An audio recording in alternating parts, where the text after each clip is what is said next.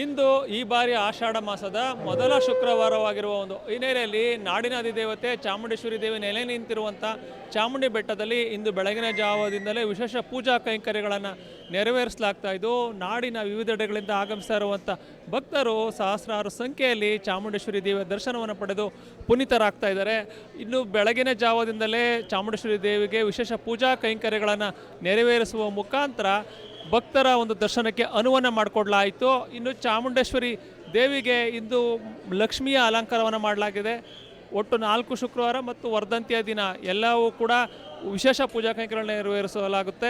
ಆಷಾಢ ಶುಕ್ರವಾರದಲ್ಲಿ ಚಾಮುಂಡೇಶ್ವರಿಗೆ ಲಕ್ಷ್ಮೀ ಅಲಂಕಾರವನ್ನು ಮಾಡಿ ಪೂಜೆಯನ್ನು ಸಲ್ಲಿಸ್ತೀವಿ ಅಂತ ಪ್ರಧಾನ ಅರ್ಚಕರಾಗಿರುವಂಥ ಶಶಿಶೇಖರ ದೀಕ್ಷಿತ್ ಅವರು ಮಾಹಿತಿಯನ್ನು ನೀಡಿದ್ದಾರೆ. ಚಾಮುಂಡಿ ಬೆಟ್ಟಕ್ಕೆ ಬಂದು ಶಕ್ತಿ ದೇವತೆಯ ಒಂದು ದರ್ಶನವನ್ನು ಪಡೆದರೆ ಒಳಿತಾಗುತ್ತೆ ಅನ್ನೋ ಒಂದು ನಂಬಿಕೆ ಇರುವ ಒಂದು ಹಿನ್ನೆಲೆಯಲ್ಲಿಯೇ ಭಕ್ತರು ಕೂಡ ಸಾಗರೋಪಾದಿಯಲ್ಲಿ ಹರಿದು ಬರ್ತಾ ಇದ್ದಾರೆ.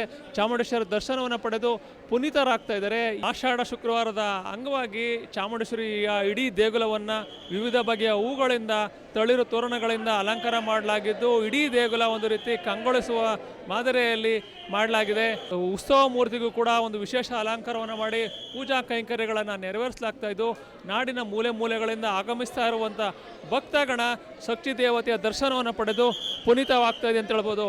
ಒಟ್ಟಾರೆಯಾಗಿ ನಾಡಿನ ಅಧಿದೇವತೆ ನೆಲೆ ನಿಂತಿರುವಂತಹ ಒಂದು ಚಾಮುಂಡಿ ಬೆಟ್ಟದಲ್ಲಿ ಇಂದು ಬೆಳಗಿನ ಜಾವದಲ್ಲೇ ವಿಶೇಷ ಪೂಜಾ ಕೈಂಕರ್ಯಗಳನ್ನು ನೆರವೇರಿಸಲಾಗ್ತಾ ಇದ್ದು ರಾಜ್ಯದ ವಿವಿಧೆಡೆಗಳಿಂದ ಆಗಮಿಸ್ತಾ ಇರುವಂಥ ಸಹಸ್ರಾರು ಮಂದಿ ಭಕ್ತರು ಶಕ್ತಿ ದೇವತೆಯ ಒಂದು ದರ್ಶನವನ್ನು ಪಡೆದು ಪುನೀತರಾಗ್ತಾ ಇದ್ದಾರೆ ಅಂತ ಹೇಳ್ಬೋದು. ಕ್ಯಾಮರಾ ಪರ್ಸನ್ ಅರ್ಜುನ್ ಜೊತೆ ರಂಗಸ್ವಾಮಿ, ಪ್ರತಿನಿಧಿ ನ್ಯೂಸ್, ಮೈಸೂರು.